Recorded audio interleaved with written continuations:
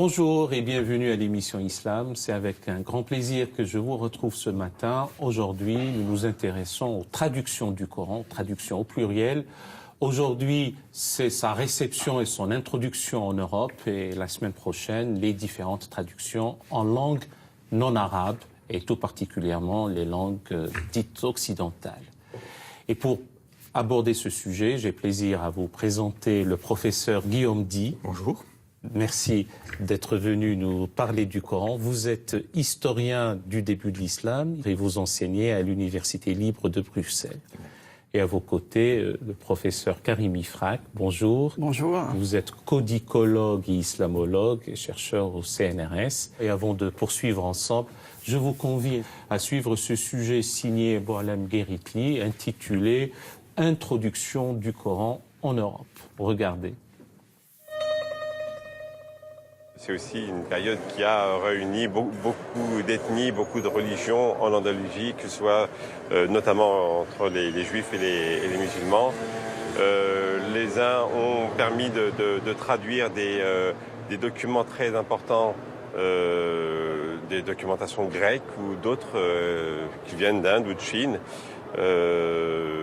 Moi, je la situerais aux alentours des années 900, 1000 à peu près.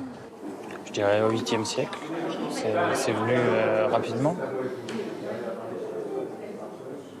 800 quelque chose, même un petit peu avant, puisque ouais, je pense sous Charlemagne, il y en avait déjà qui sont arrivés en France.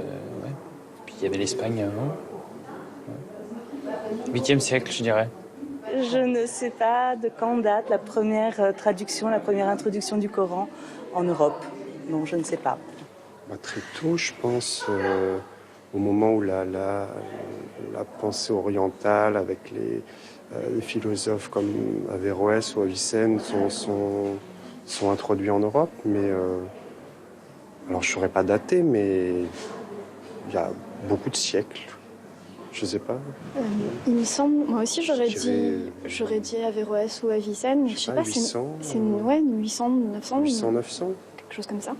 Le Coran est arrivé avec si vous voulez, pas l'ère andalou, mais avec la création, ce qu'on appelle aujourd'hui de l'Andalousie. La partie ouest, je dirais, ouais, c'est plutôt les Andalous. Mais on sait qu'il y a eu aussi des musulmans au Kosovo, je dirais plutôt la partie orientale d'Europe. Comme on nous l'a appris à l'école, l'introduction de l'islam en Europe a été faite par les Berbères de l'Afrique du Nord qui ont été islamisés et qui se sont installés en Andalousie, plus particulièrement en Andalousie. Et l'islam a pris de l'ampleur dans cette partie de l'Europe, plus que les autres parties vers le nord où l'islam n'était pas très présent.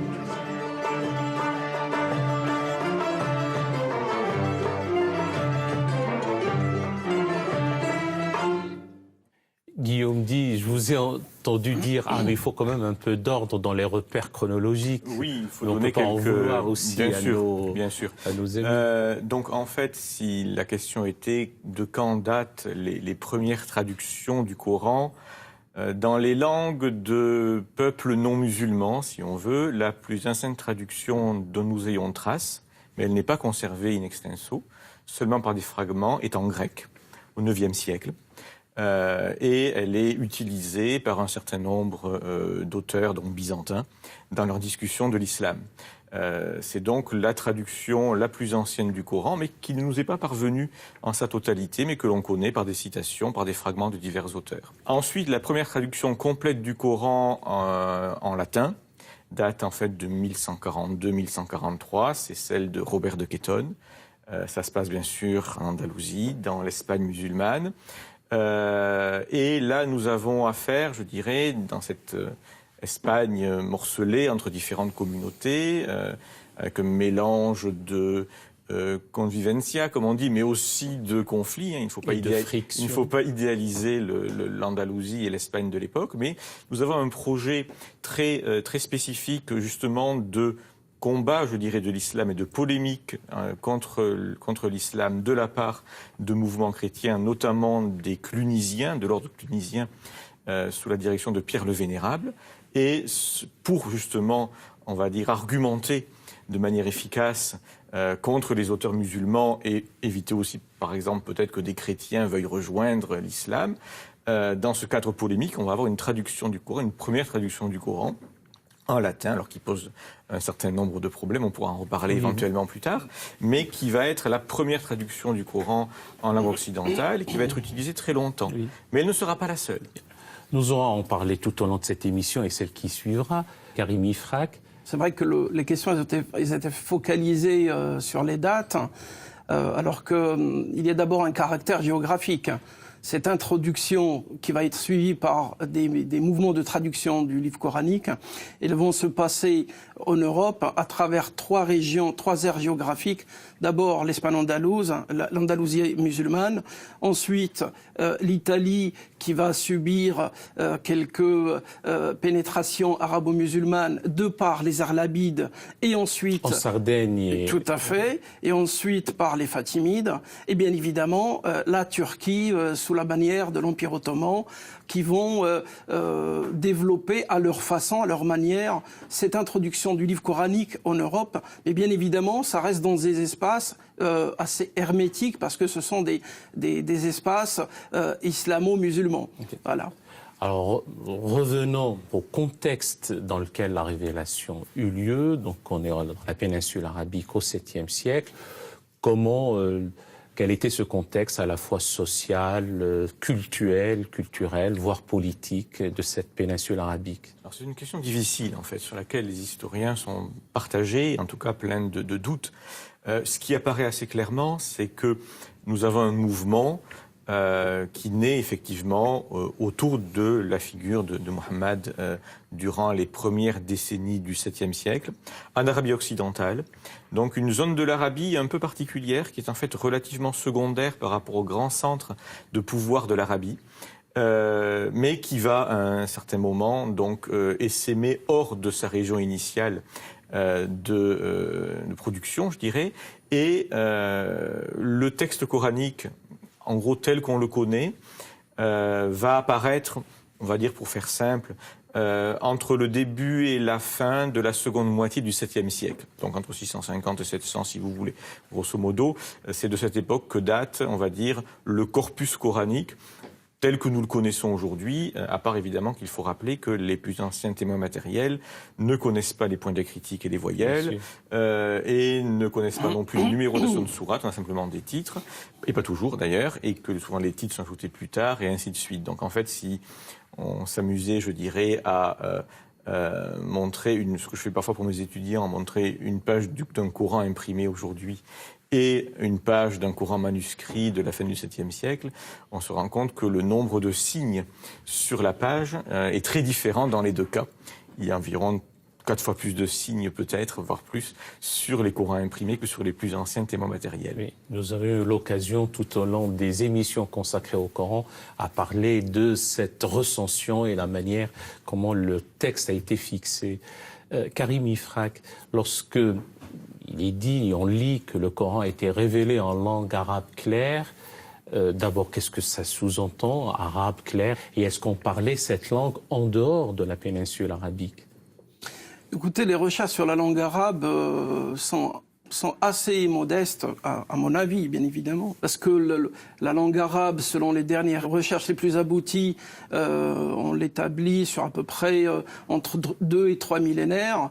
Mais cela ne nous donne pas la température par rapport à la conformité de l'arabe d'origine et l'arabe qui était usuté à l'époque de la révélation. Maintenant, lorsqu'on a le texte coranique qui parle d'un arabe clair, explicite, je pense personnellement qu'il ne faut pas le prendre au premier degré, c'est-à-dire c'est un arabe abouti ou quelque chose d'exceptionnel, mais uniquement une façon de dire l'arabe dont je vous parle, vous êtes à même de l'entendre et de le comprendre. Moi, je pense qu'il est dans ce sens-là. Pour la simple raison que lorsqu'il parlait en arabe, oui, les Arabes de l'époque, qui étaient de l'époque du prophète Mahomet, ils comprenaient parfaitement ce qu'il disait. Donc, il était en train de leur dire de façon un petit peu indirecte, de façon un peu implicite, mon arabe vous le comprenez. Et mon texte qui est sacré, n'est pas un texte révélé dans une langue ancienne qui appartient aux autres religions. On est vraiment dans un jeu de réfutation. Oui, mais ma question, pour vous deux, si vous voulez bien, Guillaume Di, ici aussi y répondre, est-ce que le mot arabe ici ne veut pas dire en lui-même clair, explicite, éloquent? C'est une question très débattue et je crois que le sens de ces formules reste très disputé parmi les spécialistes. Mais le point sur lequel je pourrais éventuellement insister, c'est un point que l'on comprend mieux aujourd'hui, notamment avec les recherches épigraphiques très nombreuses qui sont menées dans la péninsule arabique, où on a des centaines de milliers, voire plus, d'inscriptions. C'est qu'en réalité, la situation linguistique de la péninsule arabique à l'époque est beaucoup plus compliquée qu'on ne le pense. Les gens ont en général l'idée que l'arabe n'était parlé que dans la péninsule arabique et qu'on ne parlait que l'arabe dans la péninsule arabique. Le fait est que c'est faux. La péninsule arabique connaissait beaucoup de langues différentes. Des langues, on va dire, entre guillemets, indigènes, le sabaïque, par exemple, en Arabie du Sud. On parle également le syriaque, car il y avait de fortes communautés de chrétiens d'origine mésopotamienne. Et l'arabe lui-même était parlé à l'extérieur de l'Arabie depuis longtemps. Et parmi les plus anciennes, en fait, inscriptions arabes que nous ayons, l'inscription arabe la plus ancienne, celle de Ain Abada, elle se trouve dans le Negev.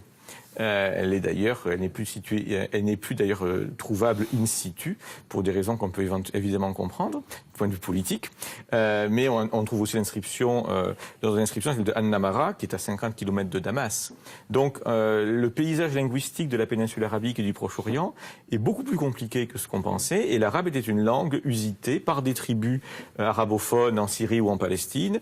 Et dans la péninsule arabique elle-même, on parlait aussi d'autres langues que l'arabe.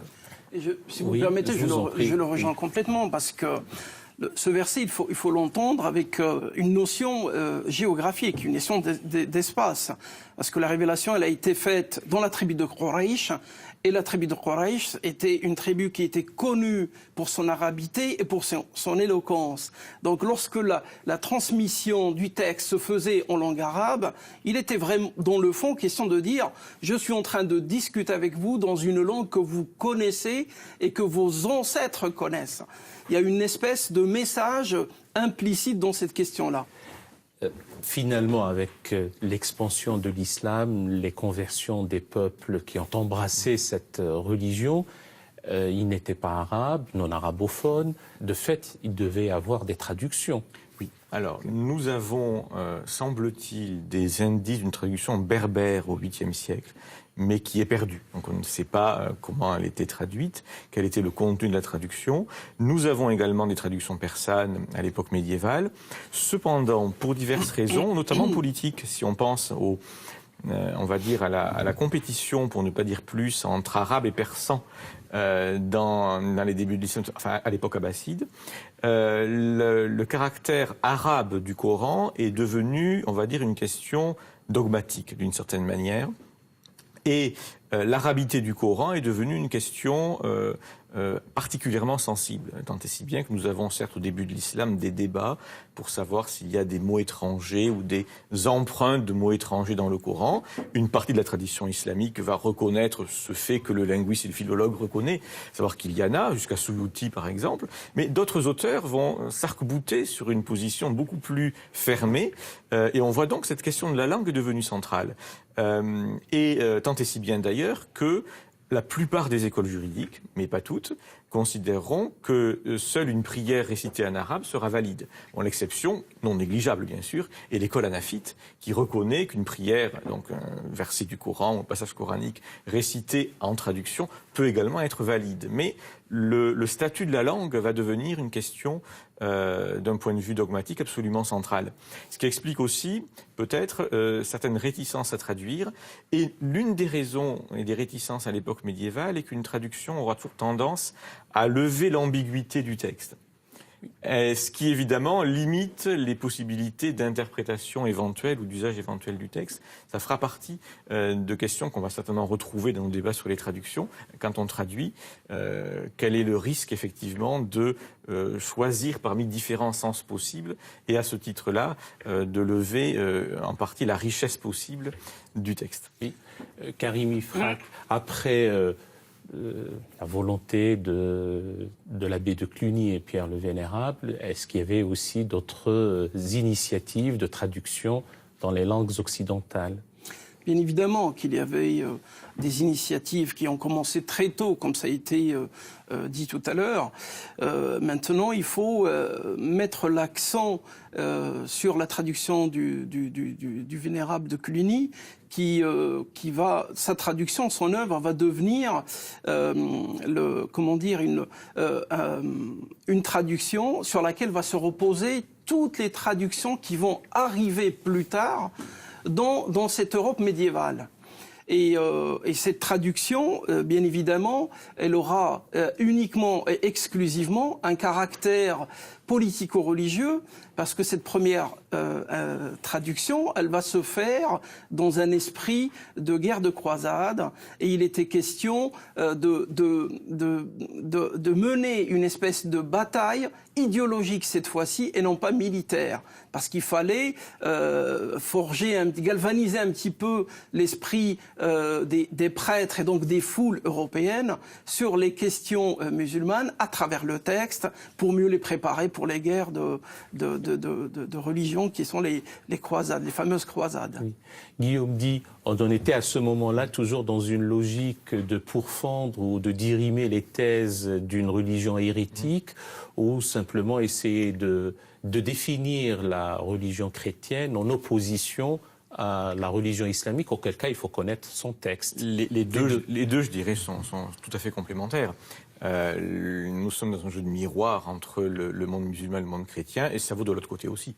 Alors dans le cas du monde musulman, on ne traduira pas la Bible, mais on aura effectivement la constitution d'une identité religieuse et d'une dogmatique qui va se faire en rapport avec les juifs et les chrétiens, par exemple. Et dans le cas justement du christianisme, il y aura cette volonté de se définir et se comprendre à la fois par opposition aux juifs et aux musulmans, sachant quand même que l'islam est un objet difficile à appréhender pour les chrétiens, aussi bien byzantins d'ailleurs que latins, puisque dans l'image finalement qu'ils se font de l'histoire des religions mondiales, il y a bien sûr le christianisme, il y a les païens, si je puis dire, il y a les juifs, et puis il y a les hérétiques, donc ceux qui se disent chrétiens mais ne le sont pas. Et il est très difficile de situer l'islam là-dedans, puisque ce ne sont pas les juifs, même si on voit des points communs avec le judaïsme. Ils voient bien que ce ne sont pas des païens, même s'ils vont parfois accuser les musulmans de paganisme. Et ils voient également que ce ne sont pas tout à fait des hérétiques, même s'ils vont parfois tenter de décrire l'islam comme une forme d'hérésie chrétienne. Donc ce projet effectivement est fait dans une optique polémique, comme c'est d'usage à l'époque. L'approche, on va dire, qui se veut scientifique ou neutre ou critique, elle est beaucoup plus tardive. Alors effectivement, la traduction de Robert de Quétonne est la plus ancienne, elle sera sans doute la plus diffusée. On a encore en 1500, donc à l'aube de l'imprimerie, on a 300 manuscrits au moins disponibles aujourd'hui de cette traduction, donc c'est énorme pour l'époque. Mais il y aura d'autres traductions, effectivement, comme Karim l'a dit, qui viendront essentiellement soit de l'Espagne, soit de l'Italie. Et donc on aura ensuite celle de Marc de Tolède, une 70aine d'années après Robert de Quétonne, Jean de Ségovie, et l'une des traductions qui est la plus importante, celle de Ludovico Maracci, en 1698, qui marque, on va dire, la dernière traduction latine importante. Ensuite, on va passer progressivement aux traductions en langue vernaculaire. Et qui s'inscrit dans un esprit économique cette fois-ci, et non pas politico-religieux. C'est ce qui va changer un petit peu en Europe. Mais et l'aspect économique se révèle comment ? L'aspect économique, il va se révéler un petit peu par inadvertance, parce que c'est vrai que la toute première traduction, c'est le Vénérable Cluny qui va lancer cette manœuvre. L'Europe va rester à peu près entre 2 et 3 siècles sans autre traduction que celle-ci. Le changement, il va arriver avec 2 événements majeurs. La première, c'est l'arrivée du protestantisme en Europe. Et la deuxième, c'est la naissance de l'imprimerie en Europe également. Donc ces 2 événements, ils vont propulser la traduction du livre coranique. Alors pour les luthériens, l'enjeu, il était religieux, polémique, parce qu'en traduisant le livre coranique et en mettant un petit peu l'accent sur la christologie, ça permet de rentrer un petit peu en réfutation avec la papauté, ça d'un côté. De l'autre, la naissance de l'imprimerie va favoriser le développement du livre et sa propagation. Et du coup, ça va provoquer cette conscience économique sur laquelle va se saisir les Italiens, parce que les Italiens de l'époque, ils étaient connus pour être les plus grands marchands d'Europe et bien évidemment du monde. Guillaume dit le temps des croisades était un temps de conflits, de frictions, d'affrontements, mais c'était aussi un moment d'échange et de rencontres. Du point de vue musulman, on n'a pas l'impression... D'abord, les croisades dans les sources islamiques, effectivement, sont mentionnées, mais l'impression qu'on a à l'époque, en réalité, que ce n'est pas vécu comme le danger principal pour le califat abbasside, qui est beaucoup plus inquiété par les Fatimides, à vrai dire. Je dis les Fatimides et les croisés, parfois ça lie un peu aussi. Donc voilà. Du point de vue chrétien, on va assister en fait à on n'a pas, je dirais, un rapport univoque ou homogène. On va retrouver dans les représentations effectivement de l'islam hérité des contacts liés aux croisades, aussi bien des gens qui vont représenter Mahomet comme un diable et un païen, que des gens qui vont en faire quelqu'un qui sera un faux prophète, mais envisagé comme quelqu'un qui a une approche plus monothéiste, je dirais, donc il ne sera pas vu comme un païen. Mais de manière générale, les contacts en Sicile notamment et en Espagne, et le fait qu'à un certain moment, les chrétiens d'Europe commencent à traduire, et donc soit à l'initiative des traductions, notamment des philosophes et des médecins et des mathématiciens arabes, va effectivement amener un changement radical dans le paysage intellectuel de l'Europe médiévale. Cela dit, un point sur lequel je voudrais insister, quand on parle de ces traductions et de l'introduction du Coran, il faut, de la même manière, quand on parle de l'introduction du savoir grec ou antique dans le monde abbasside, quelques siècles plus tôt, donc au Moyen-Orient, ceux qui sont à l'initiative de ces traductions, ce sont, je dirais, les récepteurs, entre guillemets, ce sont les élites abbassides dans le monde musulman, ce sont les élites chrétiennes. Ce ne sont pas alors les chrétiens traduisent, ce ne sont pas les chrétiens qui vont dire aux musulmans à l'époque abbasside, tenez, on vous apporte nos livres, et ce ne sont pas non plus les musulmans en Andalousie qui disent aux chrétiens, tenez, on vous apporte nos livres. C'est un sentiment d'urgence, je dirais, aussi bien chez les musulmans abbassides que chez les chrétiens du monde latin, de la nécessité d'apprendre, de voir ce qu'il y a dans l'autre culture. Si nous déplaçons un peu la vision à d'autres aires géographiques, Karim Ifrak, il y avait aussi des traductions quand le califat est récupéré, si j'ose dire, par l'Empire ottoman. Comment le Coran est-il traduit en langue turque? Vous savez, la première traduction en langue turque, elle date du VIe siècle. C'est un roi du royaume hassanide qui va faire appel à un groupe de traducteurs de lettrés pour qu'ils lui mettent une traduction en langue turque et qui va disperser un petit peu dans toute la région, un petit peu sur la Turquie, un petit peu sur l'Afghanistan et au-delà jusqu'au Kazakhstan. Donc des démarches de traduction, elles ont vu jour assez tôt, mais elles vont continuer. Des recherches récentes qui ont essayé de recenser un petit peu le nombre de traductions du Coran dans le monde depuis sa révélation jusqu'à aujourd'hui. À peu près, elles atteignent le nombre de 520 traductions. Dans les 520 traductions, les traductions en langue turque sont de l'ordre d'une quinzaine, voire d'une vingtaine. Ce qui signifie que l'intérêt pour cette traduction pour le turc, mais également pour le perse, pour d'autres langues également, ils ont existé, ils ont continué jusqu'à nos jours d'ailleurs. Nous aurons à en parler assurément la semaine prochaine. Je vous remercie de nous avoir instruits. Avant de vous laisser avec votre rubrique « Raconte-moi l'islam » consacrée aujourd'hui aux Ayyoubides, aux Mamelouks, je vous présente les ouvrages qui nous ont aidés à préparer cette émission. Mais d'abord, sous votre direction, Guillaume dit, en collaboration avec Christian Brouwer et Anja van Rompuy, les hérésies, une construction d'identité religieuse, c'est aux éditions de l'Université de Bruxelles.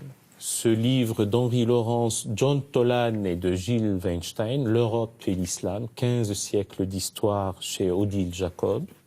La Bible et le Coran, aux presses de la Renaissance, de Serge Laffitte.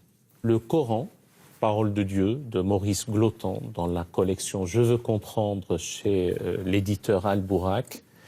Et puis Mohamed Harkoun, lecture au pluriel du Coran, lecture du Coran chez Albin Michel.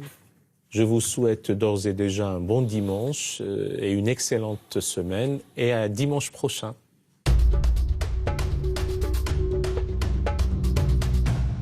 Bonjour, salam, bienvenue dans votre rubrique « Raconte-moi l'islam ». Après avoir retracé l'histoire mouvementée des Ayyoubides et des Mamelouks, aux prises d'abord avec les croisés et puis avec les Mongols, nous nous intéressons au rayonnement culturel et spirituel durant leur règne. Le Caire a pris la place de Bagdad comme capitale intellectuelle et spirituelle du monde musulman. Des figures emblématiques ont marqué cette période de l'histoire de l'islam. Parmi elles, Ibn Farid, auteur de poèmes qui célèbrent l'amour, le vin, l'ivresse mystique et spirituelle. Il était connu pour ses extases spirituelles qui le terrassaient pendant des heures. Quand il reprenait ses esprits, il se mettait à écrire. Ses poèmes sont parmi les plus beaux de la langue arabe et sont régulièrement récités au Caire auprès de son tombeau, encore aujourd'hui. Une autre figure très importante est celle d'Ibn Ata'Allah al-Iskandari. Ce juriste devint un maître soufi et le fondateur de la confrérie Chadiliya. Il écrit plusieurs ouvrages encore très lus aujourd'hui, dont les célèbres Hikam ou Sagesse, un recueil de sentences sur le cheminement spirituel. Il faut aussi citer un autre juriste, Ibn Taymiyyah, qui prêchait un retour au courant théologique de l'imam conservateur Ibn Hanbal afin de conjurer les malheurs qui se sont abattus sur le monde musulman à la suite des invasions des croisés et des Mongols. En raison de ses positions très dures, Ibn Taymiyyah fut enfermé à Damas en 1326. Il est l'un des aspirateurs du courant salafiste, dans la mesure où il critique de nombreuses pratiques, comme la vénération des saints et la visite aux mausolées et aux tombeaux, y compris celui du prophète. Son disciple, Ibn Qayyim, influença de nombreux savants de Damas, comme Ibn Kathir, auteur d'un célèbre commentaire du Coran, basé sur les hadiths et d'une grande histoire de l'islam intitulée « Le commencement et la fin ».